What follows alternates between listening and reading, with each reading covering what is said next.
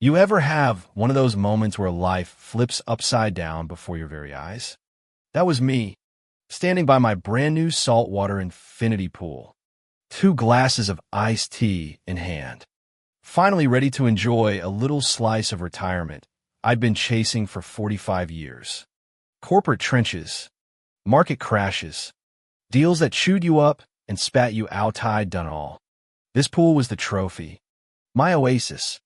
And out of nowhere, this brassy blonde in tennis whites and a lemon-faced sneer struts onto my patio with her little yapping Yorkie and looks me up and down like I'm the hired help. "Excuse me, who gave you permission to be back here?" She didn't even bother to raise her voice. Just let that arrogance drip out slow, like a queen addressing a stable boy. For a second, I just smiled, tried to keep it polite, thinking maybe she's lost. Maybe she's confused. "Ma'am, I think you got the wrong house," I told her, still keeping my cool.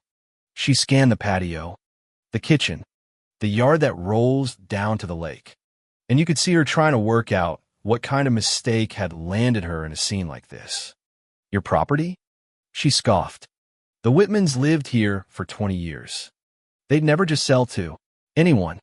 There was a pause, the loaded silence. I'd heard it 1,000 times in 1,000 boardrooms. Didn't matter that I was retired, that I'd fought tooth and nail for every inch of this life. Some folks never let go of their little boxes. Still, I kept my voice even, told her I closed last month, and that I'd like my afternoon back. "Thanks." Gave her a clear off-ramp.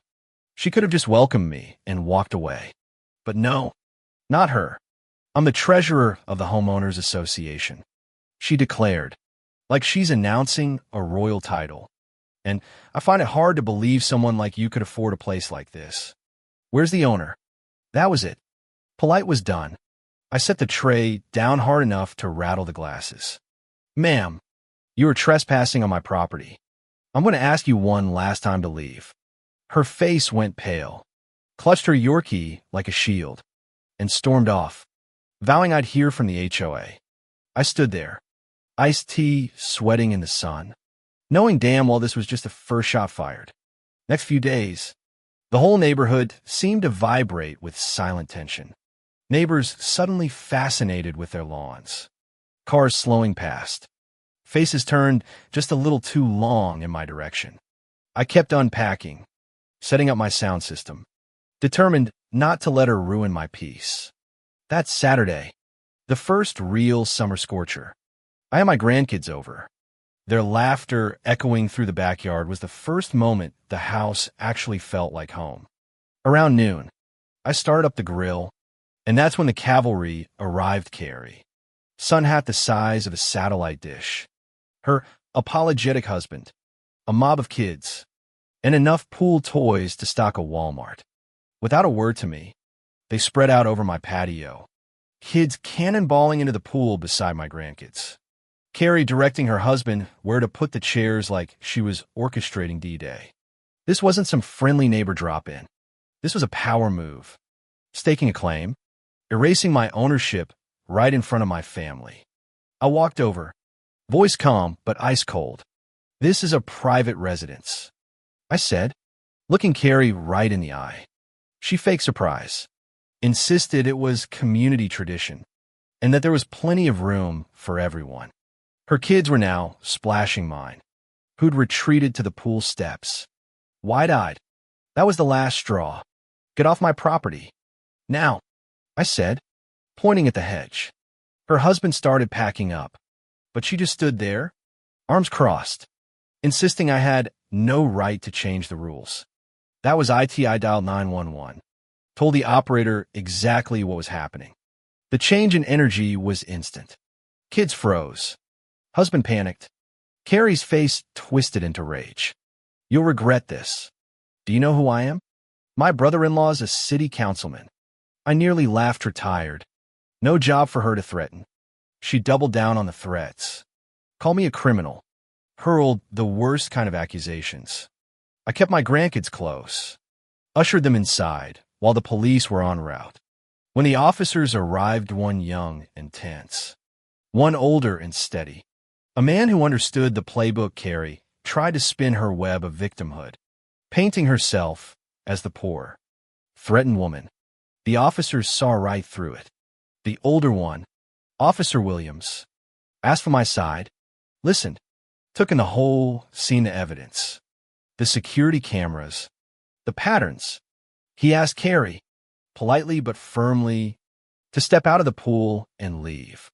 She resisted, but faced with an arrest for trespassing, finally waded out, dripping and defeated, her powers stripped away by her own arrogance.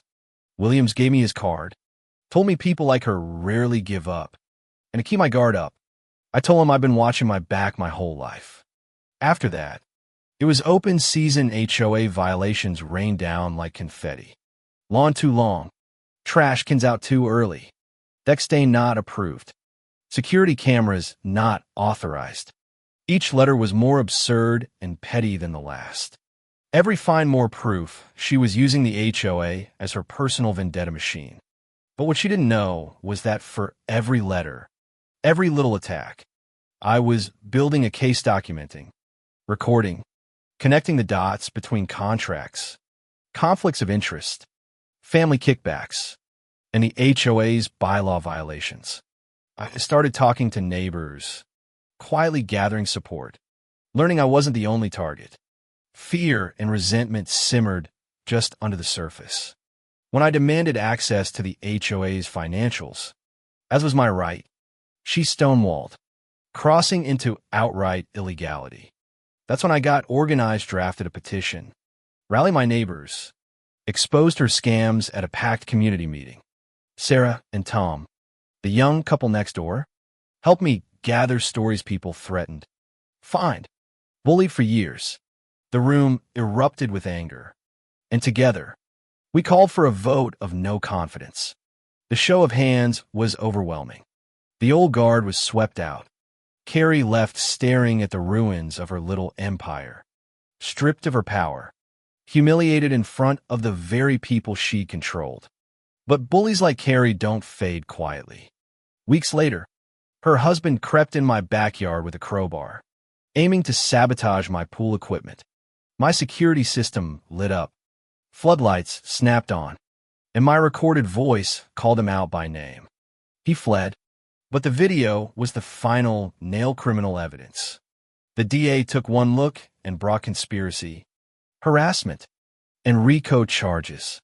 I filed a civil suit for damages, naming the HOA's insurance and Carrie personally.